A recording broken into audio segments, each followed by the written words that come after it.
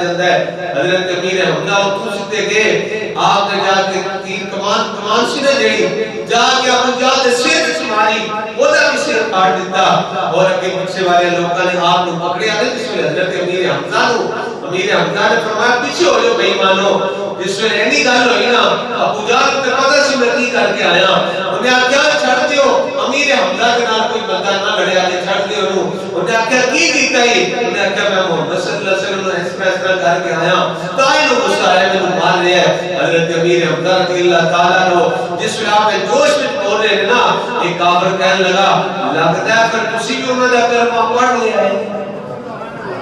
بول دے کہ سبحان اللہ لگتا ہے کسی بھی انہوں نے کلمہ پڑھ لیا ہے فرمایا کافروں جی ایک گل لے کے سن لو آج تو میں سونے دے رہا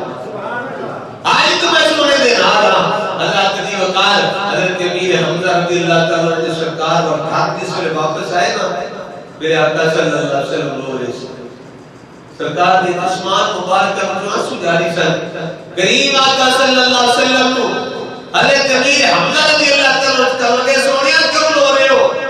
میں نے پتہ چل گیا ابو جہل نے تو مارے ہے سونیا میں انہیں بدلہ لے کے آ گیا وہاں جس طرح انہیں تواڈے سے ایک مارے میں انہیں بھی سر پاڑ کے آ گیا وہاں یا رسول اللہ کا انہیں بدلہ لے کے آ گیا وہاں میرے کریم آقا صلی اللہ علیہ وسلم نے کی تھی چچا امیر حمزہ میں بدلے لینا راضی نہیں ہوگا میرا دل بدلے لینا راضی نہیں ہوگا عرض کی تھی سونیا پر تسی کیج راضی ہوتے ہو سرکار نے فرمایا چچا تسی میرا کلمہ پڑھ لو میرا دل راضی ہوگا